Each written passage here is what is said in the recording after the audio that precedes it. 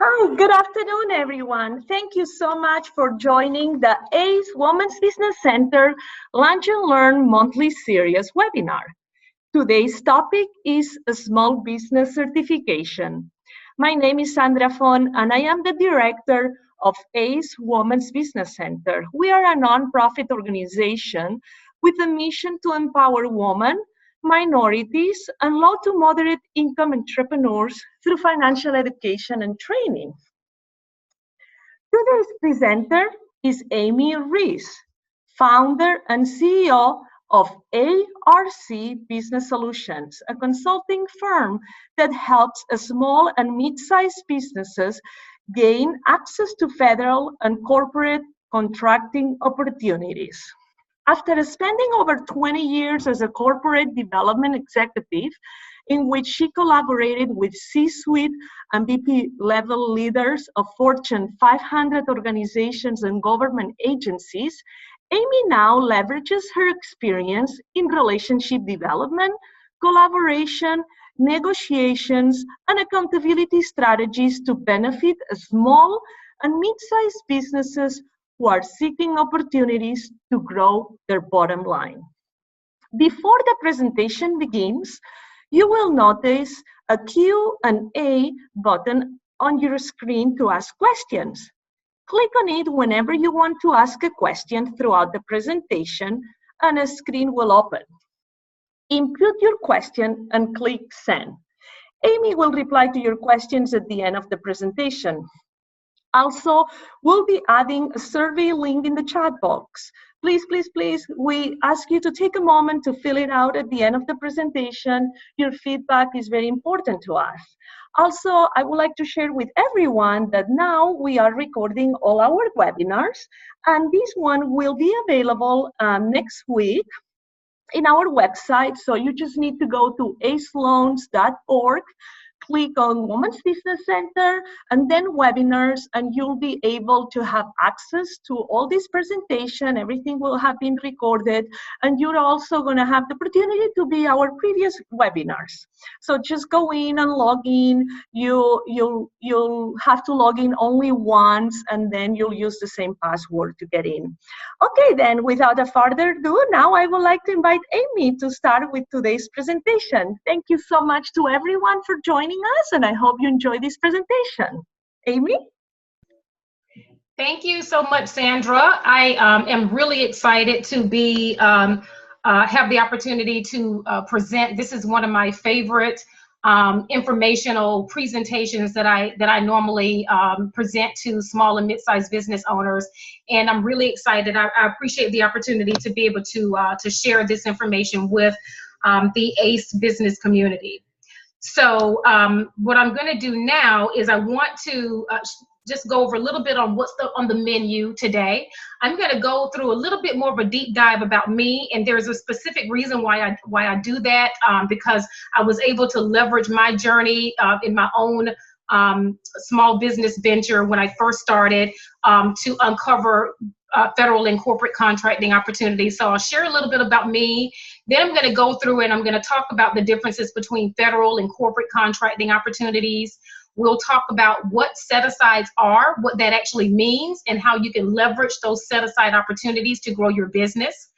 Then we'll talk about certifications, which are really important, why you need those certifications, why you should have them, and what role they play in the federal and corporate marketplace for small businesses. We'll cover some common myths, and then if you'd like an opportunity to get certified, I'll share some information about an upcoming workshop that we have. So just a little bit about me. As Sandra mentioned, I did spend over 23 years in corporate development. I actually loved my job. I was in charge of working with major corporations. I developed strategic partnerships between my company the company that I worked for, which was a Fortune 500 company, and other Fortune 500 companies. I created strategic partnerships and just loved it. I worked from home, and it really was the closest thing to being an entrepreneur. So I spent 23 years in that arena, and I loved every minute of it. The last 2 years of my journey in corporate America, I generated revenue in excess of $9 million. And I was very proud of my accomplishments, but that kind of led me to really, dissect my future and what I wanted to do with the rest of my life, just in terms of how large corporations, really kind of, they are able to take advantage of the capitalistic society that we live in. And I started, kind of dissecting what I wanted to do with the rest of my life, and if I wanted to continue to be in that arena, and what kind of difference I could make in society. And so I decided, to leave corporate America, but it was not without being able to establish some really great relationships with some of the most, well-known name brands like Delta Airlines and Carnival Cruise Lines and Coca-Cola, and just about every Fortune 500, Fortune 100 company you can think of, I've had some type of relationship with. And but of course I left because I decided that I wanted my journey to be a little different. And so I had an opportunity to become a partner in another small business, which was my very first entrepreneurial journey. Becoming a partner in that company, I was in charge of the corporate development, or the sales development of that organization. And of course, my background was working with major corporations and governmental agencies. I was not used to working with what most people would call B2C, or just a regular consumer. I worked with B2B, which were other businesses or other governmental agencies. And so I really, was seeking the opportunity to continue to work with that, type of consumer. But it was a property management real estate company. And so I had to get creative and figure out, how can I do that? And so after doing some research, I uncovered several opportunities to be able to grow our business by leveraging certifications, diversity and procurement initiatives, which I will talk about a little bit later on, and uncover opportunities with major corporations and governmental agencies that allowed me to be able to really grow that company in a way that my partners did not know. The certification process literally took months, close to a year, because they kept kicking paperwork back and I kept submitting things wrong. And, it was really a trial and error kind of thing. But through that journey, what I uncover is the startling statistics that I'll share with you in just a few minutes about how few small businesses leverage the federal and corporate marketplace. I was astounded that more don't. Because I was able to uncover major opportunities for the company that I was a partner in. But what that did was it opened my eyes, and I decided that I wanted to create a system that allows us to more quickly and efficiently help other businesses gain access to those opportunities that would not take months, for one thing. But then also really give them access to some of the same opportunities that major corporations have access to. So that's how ARC Business Solutions was birthed. I'm really excited to be able to be pouring back into the small and mid-sized business community. We are the driving force of today's economy. And because of that, we need to make sure that we leverage those opportunities that the federal government and corporations have for small businesses to be able to grow. And so the first thing that I'm going to talk about when it comes to the two different marketplaces is federal contracting. So number one, the federal government is the world's largest purchaser of goods and services. They literally outspend any corporation, any other entity in the world yearly. They spend upwards of $500 billion each year. For 2018, the spending budget for the federal government was $1.1 trillion. So there's a huge amount of opportunity because the government, they don't make anything. They purchase everything, every service, every product, every widget, they purchase. And so there's a huge opportunity there. So several years ago, back in 2011, there was a bill that was passed that says that 23% of the federal government's annual spend on procurement, that is purchasing power, has to go to small businesses, the small business vendor. And so whether you are a landscaper or janitorial, or you do IT, or you teach courses, it really doesn't matter. Whether you sell paper and supplies, whatever it is that you do, even if you're in real estate, there are opportunities. Obviously, I just shared my story. There's a tremendous amount of opportunity. However, less than 1% of small businesses take advantage of that opportunity. Less than 1%. And so as in my previous entrepreneurial journey, I uncovered that statistic, and it just really shocked me, because I just couldn't understand. There's a part of me that understood it. I know the difficulty in understanding and navigating that process, because I went through it and it was frustrating. But I'm one that I don't give up, and so for me, while I thought that it was crazy and they kept kicking things back and I kept getting it wrong, I knew the stats, and my position was, less than 1% are doing it, but if somebody's doing it, I'm going to do it. And so that's kind of how I ended up birthing. But basically, the leaving the money on the table is what this is all about. And so we really want to shatter that 1%. That's my mantra for ARC Business Solutions. Our goal is to shatter the 1%, because we want more small businesses to participate in this marketplace. What happens when we don't? So what happens when we don't is, as these news articles, and there are many out there about this, is that giant corporations, they reap the benefits from what's supposed to go to small businesses. As you can see from the one article, Mother Jones article, it talks about how giant corporations are reaping those benefits. The SBA data even shows, and SBA, of course, is the Small Business Administration. It even shows that larger firms are nabbing contracts that specifically reserved for small businesses. Well, why does that happen? Well, the government needs what they need, right? So if they need if they need landscaping, or if they need janitorial services for the federal building, wherever, or if they need IT services or staffing or what have you, they can't not do it. They need it, they're going to get it. And so they go to those corporations because they're the ones that's in the marketplace, that's providing services that should be, again, those contracts meant for us.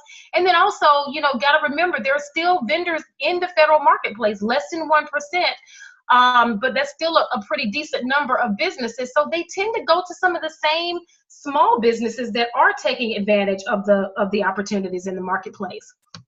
So we want to make sure that we capture as much opportunity as possible to grow our businesses, so that we're not struggling. And there's nothing wrong with being in the common consumer, business to consumer marketplace. But if there are ways for us to grow our businesses in other ways that would be a little smarter, maybe a little bit more time consuming, but more strategic, then certainly I think that's an opportunity that a lot of us should take advantage of. So the next marketplace that I want to talk about is the corporate marketplace. And that is, again, Fortune 100, Fortune 500, Fortune 1000 companies, such as Coca-Cola and UPS and, Delta Airlines and Lockheed Martin, you name it. Most of them have what is called diversity in procurement initiatives. What that means is it is diversity in buying, diversity in their vendor relationships. So much like the federal government, these major corporations, because they want to impact society and they want to have they want to level, so to speak, the playing field for small businesses, women, minorities, etc. They have these initiatives, and they have goals also every year of a certain number of small businesses that they want to do business with. And again, that is huge, because most of the time their contracting goals are anywhere from 20 to 25%, that they want to be able to do business with small businesses, women, minorities. And again, unfortunately, the statistics are about the same. It is about 1%. And so it's, again, much like the federal government, what happens? So, you know, people, corporations, just like the federal government, they need what they need. If it's supplies, if it's courses being taught, if we're not represented in those marketplaces, then they have no choice but to continue to give those opportunities to the same small business vendors, or maybe some other major companies. So we're, again, missing out on those opportunities. So I want to circle back to some terminology. I talked about it in the beginning. I said I'll explain to you what set-asides mean. And if you know anything about the federal marketplace, you know that, you know, again, a certain percentage of their contracting dollars is supposed to be set aside or designated for small businesses. That really is what a set-aside means.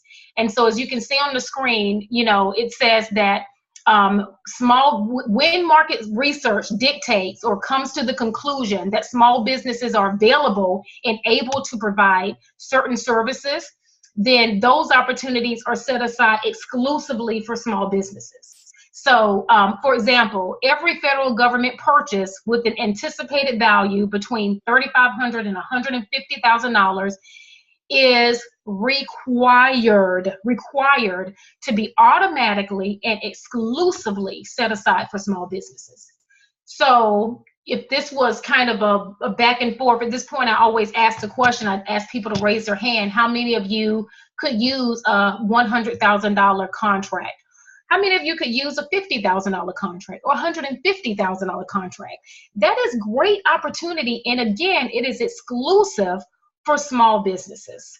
And so now you understand. And so when you see that terminology, if you're a small business owner, they're talking about you and your business. So now I want to talk about certifications and how and why they are important to the process. Because, you know, I shared with you that 23% of the federal government's annual spend is by law supposed to go to small businesses. Well, there are additional set-aside opportunities, additional contracting opportunities, specifically for women, veterans, and sometimes even minorities in the federal space. And so, but you have to have that certification. You have to be certified in order to access those additional set-aside opportunities. So if your business is primarily, if you're at least 51% woman-owned and operated, and you are seeking to do business with the federal government, you absolutely should have your WOSB, that is a woman-owned small business certification. It is imperative, because there are opportunities out there that we're leaving on the table, and women are not represented in the federal marketplace, even lower. If you can get lower than 1%, of course you can. We are at the bottom when it comes to representation. There's also an additional certification that's called an economically disadvantaged woman-owned certification, small business certification, an EDWOSB, and that is if you bring in a annual revenue under a certain amount, and that would vary. I can't tell you what that is because it varies based on your industry. So if I threw a number out there, it would not necessarily apply to everyone, but it's based on your industry, what kind of products or services you offer, what your annual revenue is, and if it's under a certain amount, there is an additional certification opportunity, additional set-aside opportunities if you are certified. And so I will tell you that the numbers are really high. So most small businesses, at least a lot of the ones that I come in contact with, do qualify to be also not only WOSB certified, but EDWOSB certified. Both of those are primarily, now the EDWOSB is for the federal marketplace. The WOSB can be leveraged in both the federal marketplace and the corporate marketplace, because again, corporations have very similar diversity initiatives. You know, again, they want to connect with women, minorities, veterans, and different types of diverse populations. And so having that certification, the WOSB certification, you can leverage in either marketplace. excuse me, the next one is what is called a minority business enterprise certification, or an MBE. If you are a minority, then you can become your business can become certified. You can be a certified minority business enterprise. And that is strictly leveraged in the corporate arena. So, and the agency that is the most popular in that arena is the National Minority Supplier Diversity Council. It's the national organization. Of course, we're here in Georgia. Most of you, I would imagine, are here in Georgia. So our certifying agency is the Georgia Minority Supplier Diversity Council. And that is a really good certification to have in order to leverage those opportunities with those companies who seek diversity in procurement, diverse vendors. They only recognize that particular certification because they don't want to have an internal certification process. They don't want to have to be bothered with, well, are you really a minority? You know what? So they rely on the MNSDC to be able to kind of police that, so to speak, so that anyone with that certification is automatically qualified for their diversity in procurement initiatives in order for them to have diverse vendors. Okay, the next one, and I've talked a little bit about this, the Veteran-Owned Small Business Certification, VOSB. If you are a veteran and you are a small business owner, just like women, you are missing out. My goodness, you're missing out, because the federal government particularly, and corporations, usually have very robust initiatives when it comes to providing additional opportunities for our veterans. We hold our veterans near and dear to our heart. We know if they fought for our country, defended our country, they come out, they want to own a business. We want to give them every opportunity possible to be able to get ahead and be able to flourish in their business. And so that is one of the initiatives. By being certified, obviously there's some documentation that you have to provide, but being a veteran-owned small business and competing in the federal and corporate marketplace, it is just something, if you are a veteran and you own a business, it is just something you should just have, because you're missing out. Once you make the decision that you want to compete in that marketplace, you have to have it, because that's going to just bring so much more leverage to the opportunities that you will be able to take advantage of. And again, same thing with the service disabled veteran-owned small business. If you were released as a service disabled veteran, there are special priority, there are special set-asides for those who are SDVOSB, service disabled veteran-owned small business certified, and that's really important. Another one is the hub zone. The hub zone is if you have a brick and mortar, or if your office is in a what is called a historically underutilized business zone, and there's a map for that, then there are also additional opportunities for you as well. So if you have a brick and mortar, or if your office is in a historically underutilized business zone, there is a map for that you can go on a federal website, and you can find out by putting your address in. If your business, not your home address, but your business address, you can't be home based, by the way, so you have to have a brick and mortar operation, or again, your office has to be in one of these areas. But if it is, then there are additional opportunities. The purpose for that is to be able to help communities flourish. When we bring opportunities to underutilized business zones, then we bring employment opportunities, and the community gets better and thrives. And so that's the purpose of that. And so there are additional set-aside opportunities if you are a brick and mortar in a hub zone. And to be honest with you, there are a couple of more. These are the ones that I highlight the most, because these are the ones that do not require you to be in business for any particular length of time. You can be a woman-owned small business that just launched, and you can get certified, and you can start competing for those opportunities. Now, there's a little bit more to it. If you don't have the experience in that marketplace, those subcontracting opportunities is what you really kind of want to go after. And I'm going to back up just a little bit, because the subcontracting opportunities are when major corporations such as a Coca-Cola, or let's just take a Delta Airlines or Lockheed Martin, they win these major, we're talking in the millions and sometimes billions of dollars of contracts. They win these contracts by law. A certain percentage of their contract has to go to small businesses, particularly women, minorities, but they say small business. If you're a small business, they have to subcontract. And if they do not subcontract out a particular percentage, I believe it's 5%, then they are actually fined. And so you will want to make sure that if you are interested in competing in the federal marketplace or even a corporate marketplace, that you team with major corporations as well, because they're winning these contracts. They have to have representation in their delivery of other small businesses. And that's a law. And so that is subcontracting, and there are tons of opportunities in the subcontracting world as well. And that is where most small businesses who just get started, you're just getting started, that's kind of where you start with the subcontracting. So I wanted to make sure I pointed that out. So now I want to share some of the common myths. I don't know how many of you guys have even heard about federal and corporate contracting opportunities.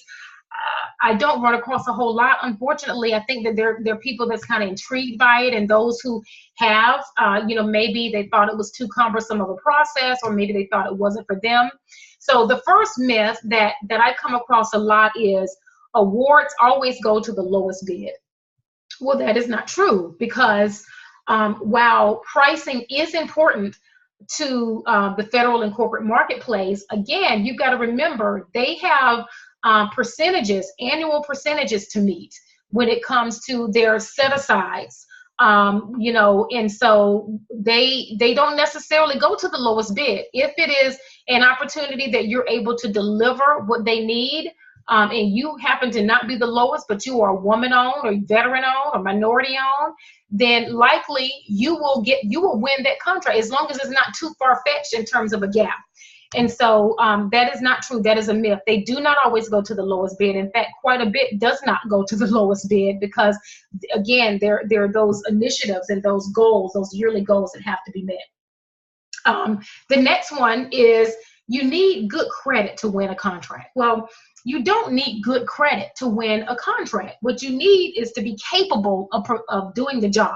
You have to be capable of doing the work. So, if you're going to win a contracting, if you're going to win a landscaping contract or what have you, you can't, and it's a huge job. You can't be running solo. You've got to make sure that you have the ability to be able to perform that work. And you also have to make sure that you have the ability to be able to pay your employees while you wait to be paid by the government, which in most cases can be upwards of 60 to 90 days. And so it's not good credit that you need. You need to be capable of being able to pay your employees. You have to be capable of being able to deliver your work, the work that's requested, that you want to bid, you got to deliver.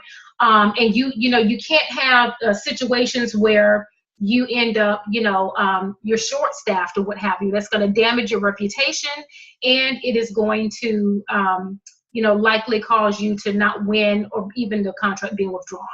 So that is a myth, having good credit. You have to be capable of doing the work. And then, of course, we know the last one is not true. No one really wins these contracts. Well, yeah, they do. We do. They do win these contracts. I'm a witness to it. I meet many, many people who do. I say many. I shouldn't say that. It's really not many. I wish it was more. But I have, and I know for sure that there are, companies, small businesses who are doing very well in the federal and corporate marketplace, and who have leveraged opportunities to be able to grow their businesses in ways that has truly changed the trajectory of their life. And so it's really exciting. So no one really wins these contracts is absolutely a myth. So that is that pretty much is it for me. We're gonna take some questions. I do want to share with you guys that for those of you who are interested in potentially getting certified, I have a workshop that's coming up. It's an online workshop that's coming up at the end of this month. It's the last Saturday of July. I think it's the 28th. from 10 until 2. It's an interactive online workshop where I go through and I teach you all kinds of strategies and different things that you need. And then also it's an actual certification where once you're done, you get the appropriate either registrations or designations in the federal system, or if you're a woman or veteran or what have you, then you get certified as well.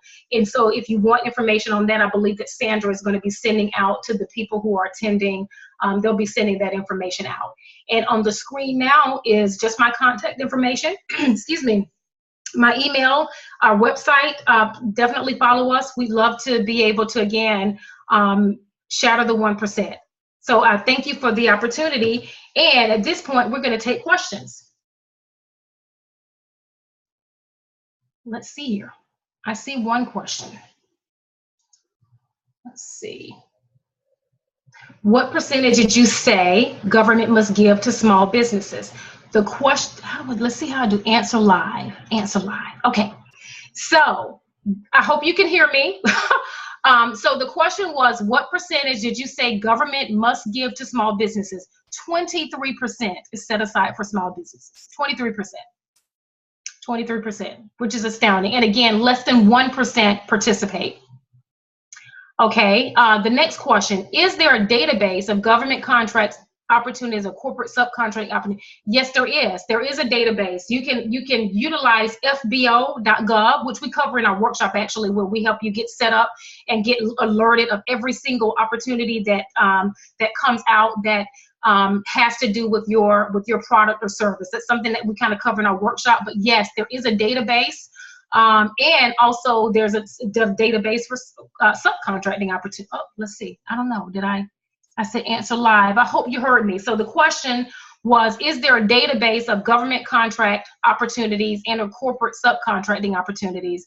The answer is absolutely. It is, one of them is called fbo.gov, and we go through in our workshop the setup for that, making sure all of your industry codes are identified so that you will get alerted every single time an opportunity is posted that has to do with your product or service. Okay, let's see here. The next one is, I own a solo law firm. Is it worth, oh, hold on, let me answer live. Pardon my inexperience with this. I own a solo law firm. Is it worth registering my firm? Are there opportunities available for attorneys and law firms? Oh my gosh, so love this question. I have had a couple of attorneys that has attended our workshops and in the system. Yes, yes, and yes. And the reason why, you can leverage your knowledge and expertise to be able to teach classes, courses, seminars on different subjects. And again, I can't even tell you how many opportunities there are to be able to leverage just what you know. I have so many people that has attended our workshops that we've certified that are business consultants and didn't even think that the federal government, there would be an interest. But depending on your, what your subject matter is, also there are tons of initiatives that are out there. There are so many initiatives out there that that you can uncover by understanding your federal agencies and that kind of thing. The answer to your question is absolutely yes. The next question is, let's see what it says here. I'm so sorry, I'm just not able to get over. Will this be able to listen to it later? Yes, I believe, Yvette, your question is that you're just getting on the webinar and that, that you will be able to listen. It's being recorded. So the answer is yes. The next question is, how much does the certification cost? I have it, it's set right now, I think it's there's a promo code. There is I think it's $579 or $679, and then there's a promo code for $200 off. So you can attend a 4-hour, very interactive workshop that we cover tons of things that a lot of small businesses don't know their industry codes. They don't know what capability statements are, writing their capabilities narrative. We cover all of that, and you get certified at the end of the workshop. Or the certification comes actually about 60 days after, but yes, it's all included. And I hope that answers your question. Again, Sandra's going to be sending that information out to everyone. Do you have to recertify yearly for your certifications? Do you have to recertify yearly for your certifications? Yes, you do. But once you get certified, it is a very, it's not a hard process at all, just depending on whether it's corporate or federal. It is not. We handle that as well, you know, it's very inexpensive. So the answer is yes, you do have to recertify yearly. Okay, the next question is from Janet. Janet, what steps do you take to bridge once you have certification to corporate clients? Great question. So I think what you're asking is, what do you do next? You get certified, you want to be in the corporate arena, what do you do next? We do cover that in the workshop, but I will share with you now, what do? You've got to start building relationships. On the corporate side, it is really more about relationship building than it is on the federal side. So after you get your certification, you have to leverage that. The Georgia Minority Supplier Diversity Council, or GMSDC, if you're here in Georgia, is really, really good at making sure that they introduce you to your wish list of clients. If you have a wish list of clients, Coca-Cola, Delta, you name it, all of these major corporations are a part of, or they're members of this diversity certifying agency, because they're seeking diverse vendors. And so leveraging all of the opportunities for networking events, and how they help you in that arena is one way, definitely, after you get certified. And the other way, of course, is, which also is a part of it, is reaching out to those procurement officers and introducing yourself, and just making sure that you know, they know who you are. They know that you're certified. They know you're interested in partnering with them for subcontracting or even contracting opportunities.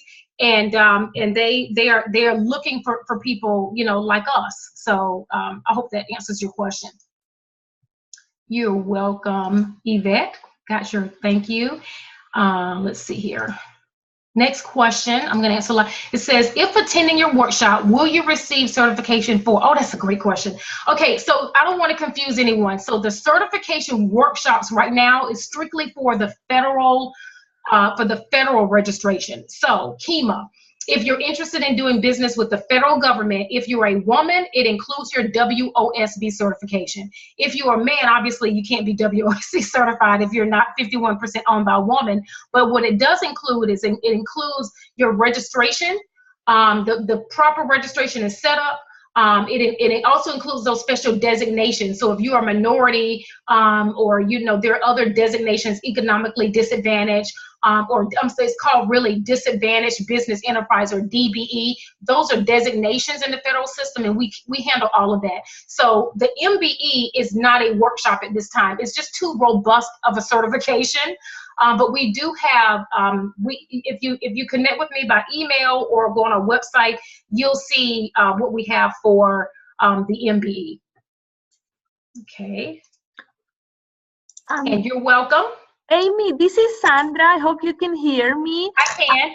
Okay, good. I have noticed that some people have also asked some questions on the chat. So if you can check on that after answering this question, I'll appreciate it. Absolutely, I will. Okay, and I've got one more in the Q&A box. It's from Yvette.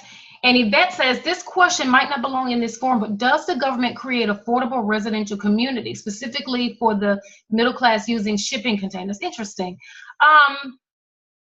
There are all kinds of initiatives. So I mean, yeah, I mean, the government, the housing and urban development, you know, for example, obviously that is a branch of the federal government, this federal government housing. And there are all different kinds of initiatives. I can't speak specifically to shipping containers or anything like that, Yvette, but there are certainly opportunities, you know, if you are in that space, the real estate space, or, you know, interested in affordable residential communities. Again, you've got to do some research. The biggest takeaway that I would tell you, I actually have a blog that we started at the first of the year to answer questions. Not answer questions, but to really kind of uncover and help people understand all the opportunities and how they can grow their business. One of them is called, and you can go on our website and click blog at the top, it's called Know Your Federal Agencies. And, you know, being able to do research on those agencies, learn what those initiatives are. You know, it amazes me. There's a commercial that I saw the other day that I'd been seeing, but it didn't even dawn on me. It was from a federal agency, fatherhood.gov. And it was about fathers being in their children's lives.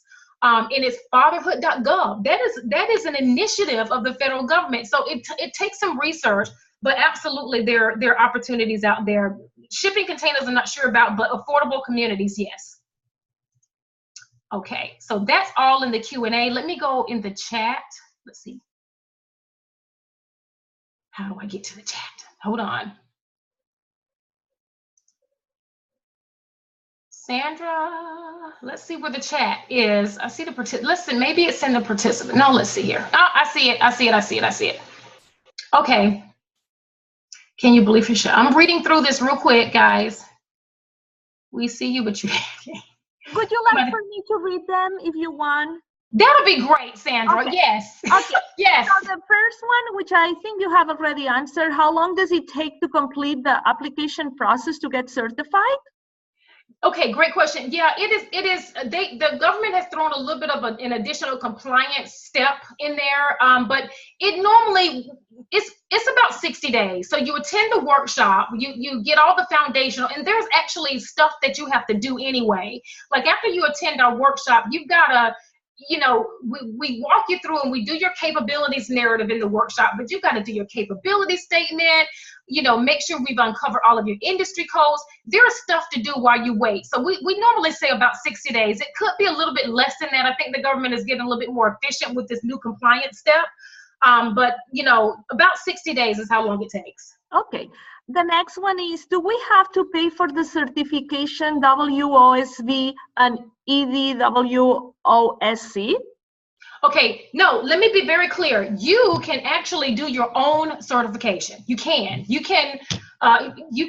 but the problem with that is it's an arduous process and it's complicated. And so the workshop that we have includes where we do the certification for you. Because a lot of people, they make mistakes. They don't include all their industry codes. It's a lot to it. So what we do, we go through the workshop to make sure that everything that we need in order to make sure that your registration and certification is robust and that is correct. And then we complete it for you. Wonderful. The next one is if you can just briefly share, just to have an idea, what type of documents will be needed to get certified, just to give an idea to the participants. Absolutely. Okay, so if you are a woman-owned small business, you need your operating agreement, which we provide a link for you to be. If you don't have one, really every small business should have their operating agreement anyway. Your operating agreement or corporate bylaws, if you are a C Corp or S Corp. You also need your resume. If you're seeking your WOSB certification, you need your resume to indicate that the purpose of that is they want to make sure that you say that you're running the company. Again, it's got to be woman-owned and woman-led. So your resume, your operating agreement, you got to show proof of citizenship, so your birth certificate or passport, and your narrative and that kind of thing. So those are the three main pieces that you've got to have in terms of documentation. Everything else we kind of cover in the workshop, just in terms of your capabilities, narrative, and all of that stuff. Wonderful. The next one is, what is the name of the minority organization in Georgia? It is the GMSDC, and it's the Georgia Minority Supplier Diversity Council. That is an arm or the regional office of the National Minority Supplier Diversity Council, the NMSDC. The next one, I don't know, Jacqueline Howell asked this. I think she's answering something, I believe, because it says, yes, they do using NMTC funding. Oh, I was answering. Yes, she said she was answering something. Thank you, Jacqueline, for answering. Then I'm going to skip that one. And you already mentioned it. I said, the shipping question. She was referring to the shipping question of someone that, yes, the NMTC funding. Okay. Real estate housing development question. Okay. And how much is the workshop? Someone is asking again. Okay, I believe, and please forgive me, I think it's either $597 or $697, but there's a promo code that's going to go out with $200 off.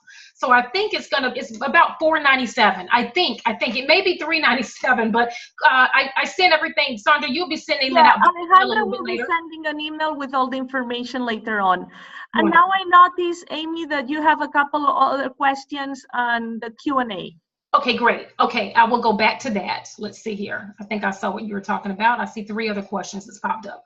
Okay, now this question is for Jerry. Is there any advantage to being multi-certified? Oh yeah. Yes, Jerry, there are.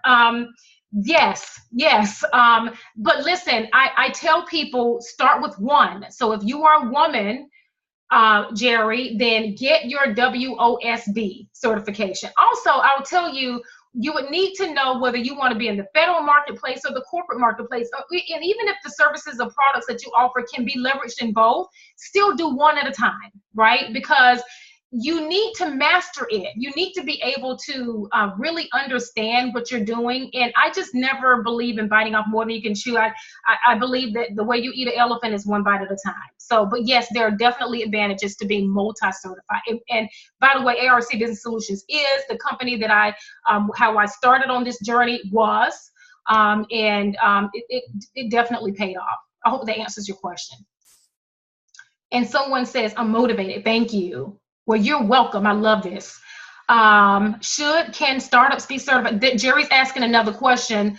Should or can startups be certified? Absolutely. Absolutely. In fact, that's the best way to get to me, because there's less history and less paperwork and all of that stuff, especially if we're talking about an MBE certification. If we're talking about a WOSB certification or veteran-owned small business certification, it's not as arduous of a process as the MBE.